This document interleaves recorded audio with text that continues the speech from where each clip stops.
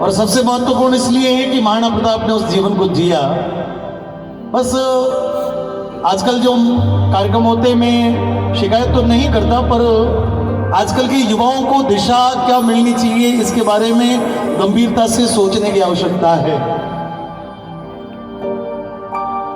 और हम उस प्रयत्न को नियमित रूप से उस अभ्यास को करते जाते हैं। चाहे कई बार विपरीत परिस्थितियां होती है, कई बार सामने जो लोग होते हैं वो डीजे सुनने वाले ही बहुत अधिक लोग होते हैं, उसमें भी हम खुद की मर्यादा को एडजस्ट नहीं करते, हम अपनी गरिमा को नहीं छूते। मैं आज सभी प्रबुद्ध जनों के बीच में श्रीनाथ भगवान जी के इस पावन दरबार में, जहां पर विश्व के सबसे बड़े से बड़े आर्थिक, सामाजिक, राजनीतिक लोग जहां पर आकर अपने माथे को जहां पर ठाकुर जी के चरणों में रख देते हैं, जहां पर प्रत्येक वर्ष अंबानी परिवार के लोग भी आकर ठाकुर जी के महाराज के चरणों में अपने माथे को रख देते हैं, ऐसे इस पावन धरती पर बैठकर महाराणा प्रताप के उस ओजस्वी गायन को प्रस्तुत कर रहा हूँ। मुझे थोड़ा सा आपका जयकारा चाहिएगा, मतलब बूस्ट होने के लिए थोड़ा सा आपकी चार्ज हो जाएगी, मेरी बैटरी चार्ज हो जाएगी आपके जयकारे से। बोल दीजिए भारत, उठाओ हाथों को, माता की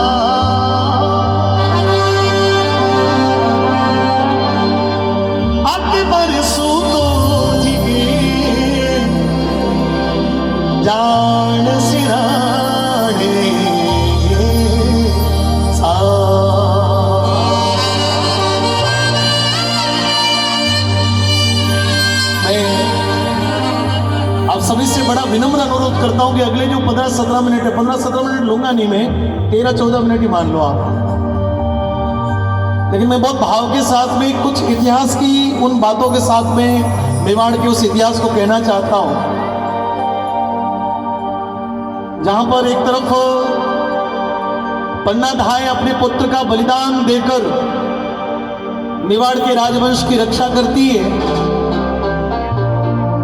जहां पर झाला मानसिंह अपने राणा, अपने देश के राजा के लिए स्वयं को बलिदान कर देते हैं, जहां पर एक मूक पशु स्वयं को देश का जिम्मेदार नागरिक मानते हुए इस देश के लिए बलिदान चेतक घोड़े के रूप में दे देता है। मैं कुछ छोटे छोटे जिक्र करूंगा। मैं सभी युवाओं से निवेदन करता हूं कि जहां पर मैं ताली बजाने के लिए कहूं, अन्यथा ताली नहीं बजानी, आप लोग सुनिएगा। बस जिस भाव से अहिल्याबाई होलकर के इस त्रिशताब्दी वर्ष को ये समारोह के रूप में हम अगले 2 दिन में मनाएंगे, बस उसका ये एक विभिन्न पार्ट है जो मैं निभाने के लिए आप लोगों के बीच में आया हूं। बातें हल्दी घाटी में समर लड़ो,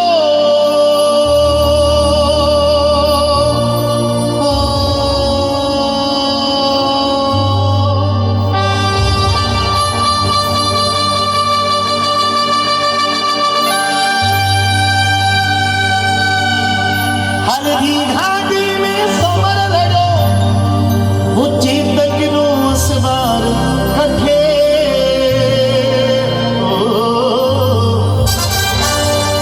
एक बार ताली के साथ थोड़ी सर्दी उड़ाओ। मायड़ थारो वो दूध कटे, एक लिंग दीवान कटे, वो महाराणा प्रताप कटे।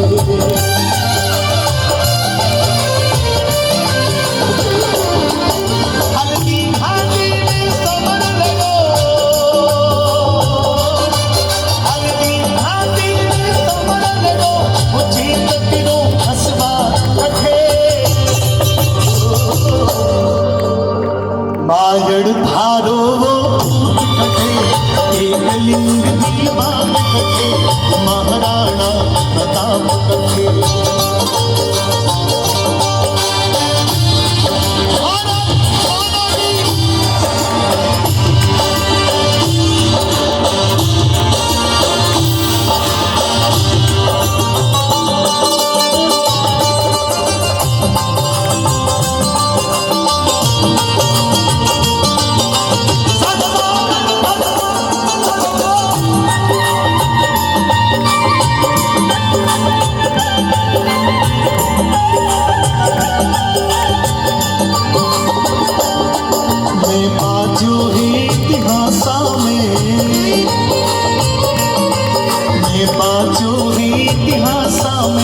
मायड़ थी एड़ा पूत जया,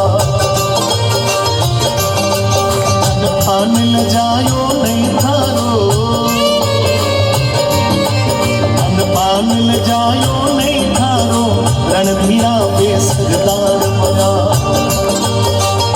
यानी एक बेटे के लिए सबसे चुनौती का जो कार्य है वो ये कि कोई दुनिया में आकर उसकी माँ को ये ना कह दे कि थारो बेटो, तेरे बेटे ने तेरे दूध को ले जाया। एक माँ के लिए इससे बड़ी कोई गाली नहीं होती। माता मैंने बैठी है, एक माँ के सम्मान का सबसे बड़ा जो प्रतीक है वो उसका बेटा लायक निकल जाए। उसका बेटा यदि नालायक हो गया, किसी ने आकर कहा कि तुम्हारा बेटा नालायक है, तो उस माँ की पूरी तपस्या खत्म हो जाती है। और वही बेटा दुश्मन लोगों के समक्ष थोड़ा वैसा मीडिया थोड़ा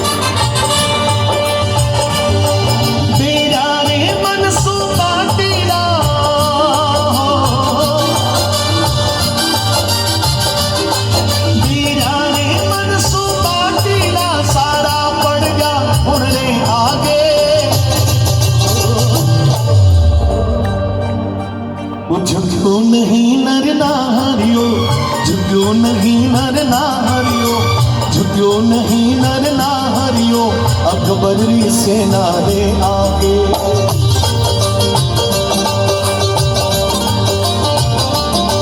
हिंदुआ सूरज में बाण रतन,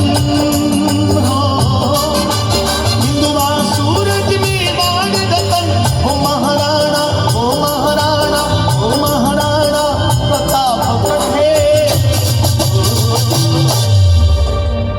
अब सभी मेवाड़ी वीरों के साथ गाना चाहता हूं। कायरों से मेरा कोई निवेदन नहीं, और मुझे पता है कि यहां कोई कायर नहीं बैठा है। हाथ नीचे होंगे, पड़ोसी देखना।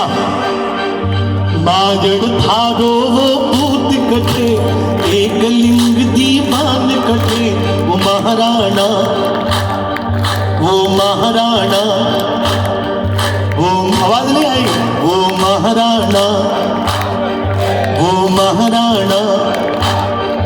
हालगी हाथी में समर लड़ो,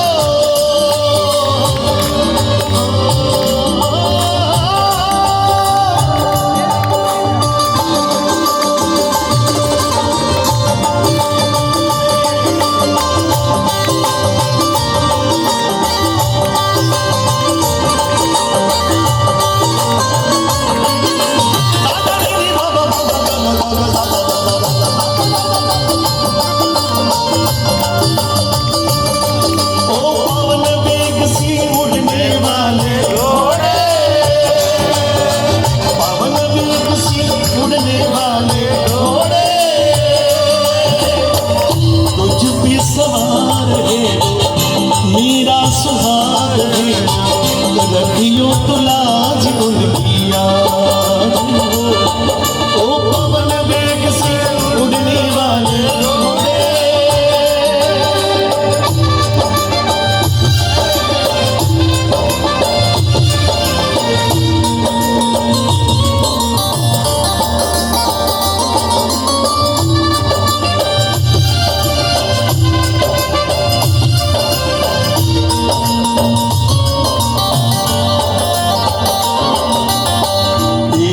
कंधों पे आज भार है मेवाड़ का,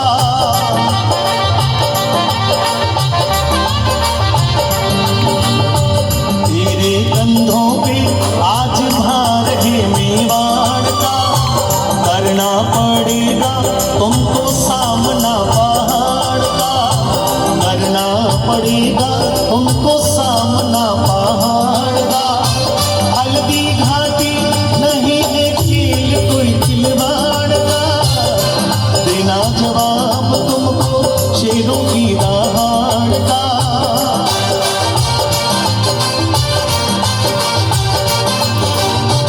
घड़ियां बलिदान की है, तेरे इम्तिहान की है, घड़ियां बलिदान की है, तेरे इम्तिहान की है, रखियो लाज उनकी आज। ओ पवन वेग से उड़ने वाले घोड़े, दोनों हाथों को खोलते हुए बस।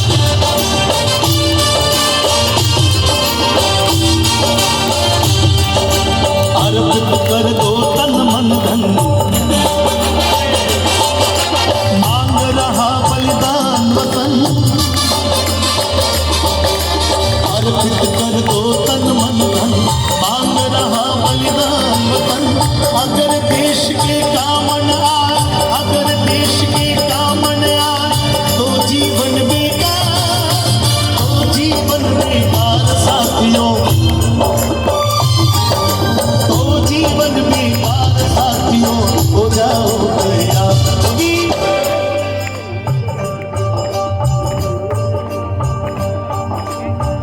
महाराणा प्रताप जब युद्ध के लिए मित्रों निकल रहे हैं, तो महारानी को ये पता था कि ये चेतक जो है ये मात्र घोड़ा नहीं, लेकिन इसको पता है, इसको जिम्मेदारी का पता है, इसको भान है कि इसको क्या अपने कर्तव्यों को निभाना है। इस घोड़े को अपना कर्तव्य बोध याद है। मित्रों उसके बीच में एक कहानी निश्चित रूप से मैं जिक्र इसलिए करना चाहता हूं कि यदि झालामान नहीं होते तो शायद महाराणा प्रताप का इतिहास आज नहीं लिखा जाता। और मात्र इतनी कि जब झालामान सिंह अपने राणा को चारों तरफ से मुगलों से घिरा हुआ देखते हैं, तो झालामना को लगा कि ये संकट का क्षण है। और उस समय झालामान सिंह ने अपने वस्त्र उतारकर महाराणा प्रताप के वस्त्र धारण किए और मुगलों के बीच में कूद पड़े। सारे मुगलों को लगा कि राणा यही है। महाराणा प्रताप से जाकर उन्होंने निवेदन किया कि राणा आपका रहना जरूरी है, ये मां भारती आपकी तरफ देख रही, यहाँ के हजारों प्रजा जो है वो आपको देख रही और आपका सुरक्षित होना जरूरी है। राणा बड़ी कृपा कर देंगे, आज का ये युद्ध आज छोड़ के आप चले जाएं तो बड़ी कृपा होगी। राणा माने नहीं, लेकिन झालामान ने पैर पकड़ लिए, बोले राणा जाना होगा। झालामान के आग्रह पर राणा ने उस दिन का युद्ध स्किप किया, छोड़ दिया। लेकिन मित्रों मुगलों को लगा कि राणा यह है, क्योंकि झालामान ने महाराणा प्रताप के सारे वस्त्र धारण किए हुए, चारों तरफ मुगल महाराणा प्रताप समझकर झालामान सिंह पर टूट पड़े। झालामान तिल तिल कर इस देश के लिए काम आ गए। राणा जब निकले तो दूसरी चुनौती ये हल्दी घाटी की पहाड़ियां, लेकिन चेतक ने अपना धर्म निभाया।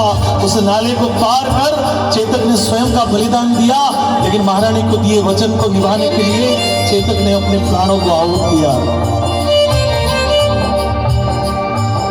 और इतिहास ऐसा लगता है, आपको लगता है कि इन कार्यक्रमों से क्या होगा? कई लोगों के मन में ये प्रश्न हो सकता है कि संघ वाले या आरएसएस वाले जो हैं वो ऐसे, ये जो जिनको इतिहास में कोई नहीं जानता, जिनको इतिहास में पढ़ाया नहीं गया, उनके नाम की इतनी बड़ी शताब्दी मना रहा है, इससे क्या होगा?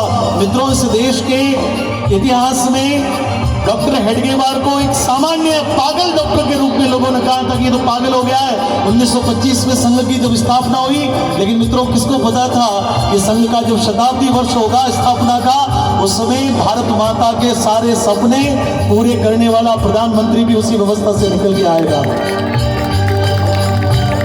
भारत माता की और देश की राजनीति का ये स्वर्णिम दो पल रहे जब देश के दो प्रधानमंत्री राष्ट्रीय स्वयंसेवक संघ के प्रचारक व्यवस्था से निकलकर वहां पर पहुंचे। और उन दोनों की बात, एक तो हम साक्षी हैं और दूसरे अटल बिहारी वाजपेयी के रूप में इस देश में सदा पूजे जाएंगे। तो बस ये व्यवस्था है, आप समझ लेना कि कोई भी बड़ा कार्य जब होता है उसके कदम तो हमको एक ही घर से निकालना होता है, बाकी वाले रास्ते अपना आप बन जाते हैं। 370 हटी, अभी तो कुछ लोगों के पेट में दर्द हो रहा है 370 को लेके। प्रभु श्री राम का भव्य मंदिर बना, समान नागरिकता आने वाली है और इस देश के सारे सपने पूरे होने वाले हैं विकसित भारत की ओर।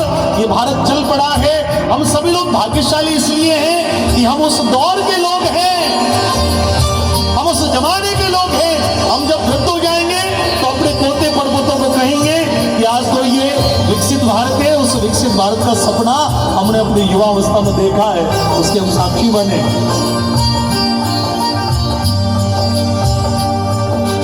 आज देश की सीमा पर संकटरा बादल मंडराया,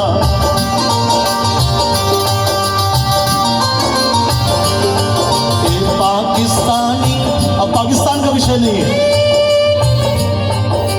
बांग्लादेशी घुस के क्या भारत सीमा में घुस आया। और बांग्लादेश में इन दिनों में जो हिंदुओं पर अत्याचार है, वो अत्याचार सिर्फ और सिर्फ आपकी आवाज पर ही बंद हो सकता है। मित्रों, भारत की सामूहिक शक्ति, युवा शक्ति जिस दिन जग गई, उस दिन विश्व के सारे देशों को बांग्लादेश को दबाना पड़ेगा कि भारत की धरती के लोगों का ये आग्रह है कि भारत की धरती से ही तुम्हारा जन्म हुआ है, तुम जन्मे भी यहाँ हो, तुम्हारी सभ्यता संस्कृति भी भारत की धरती से आई है, इसलिए वहां पर सनातनियों पर, बहन बेटियों के साथ में अत्याचार बंद होना चाहिए। कितने लोगों की आवाज है? उठाओ हाथों को एक बार, ये दापत दे दो वहां तक। इस श्रीनाथ जी के लोग ये चाहते हैं और इसलिए भारत तेरा वीर जवाना थे, भारत तेरा वीर जवाना खियाने ओ सब सिखा दीजो।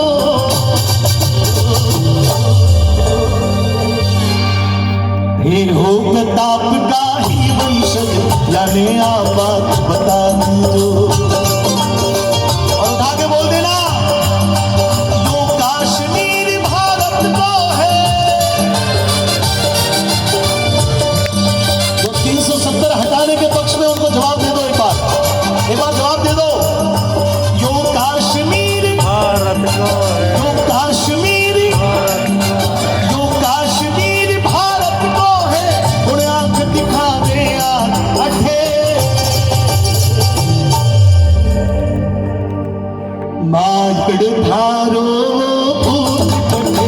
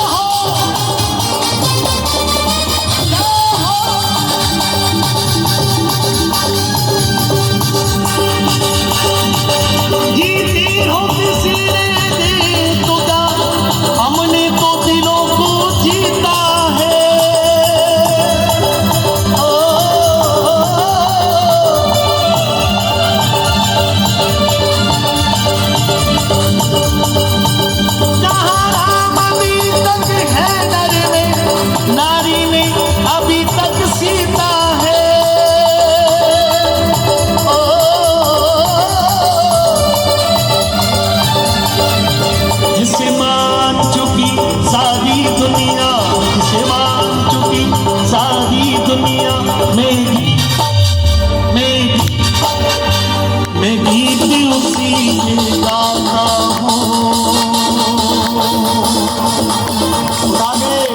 भारत का रहने वाला हूँ, भारत की बात सुनाता हूँ। एक प्रीत जहाँ की री सदा, एक प्रीत जहाँ की री सदा, मैं गीत वहाँ के गाता हूँ। भारत का रहने वाला हूँ, भारत की बात सुनाता हूँ। भारत का रहने वाला हूँ, भारत की बात सुनाता हूँ।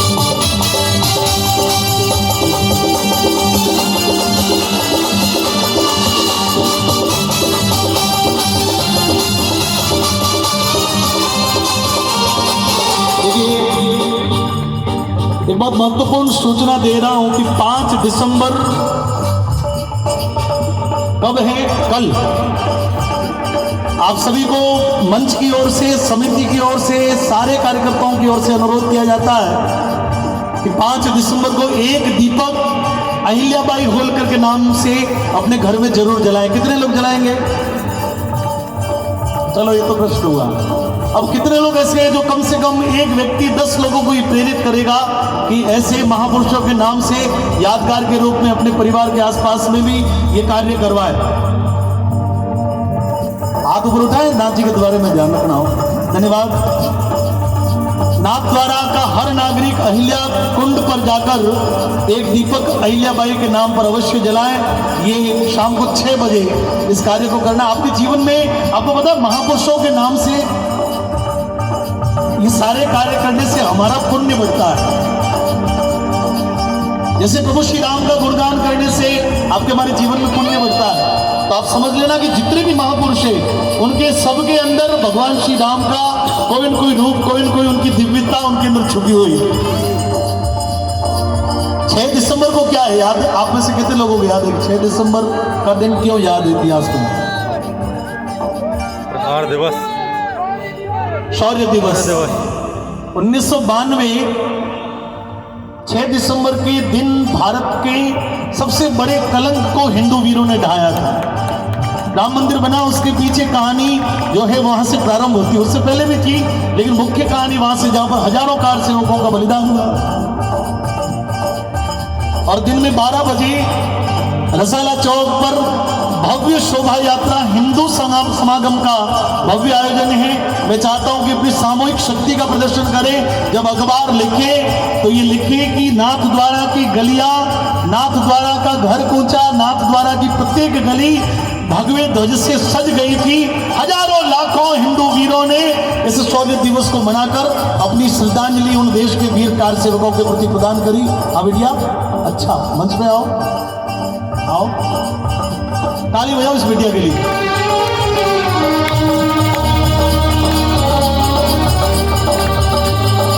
मैं एक बड़े सुंदर पंक्ति, बहुत सालों बाद में हमारे संघ के स्वयंसेवक कितने बैठे हैं यहाँ पर? क्या बात है। नंद बाबा जी का नाम तो आपने सबने सुना होगा, बाबा जी नंदलाल जी का। बाबा जी के बहुत सारे गीत हैं, लेकिन उसका एक गीत जो मैंने गाया था, मैं उसकी कुछ पंक्तियां प्रस्तुत कर रहा हूं, उसको सुनना।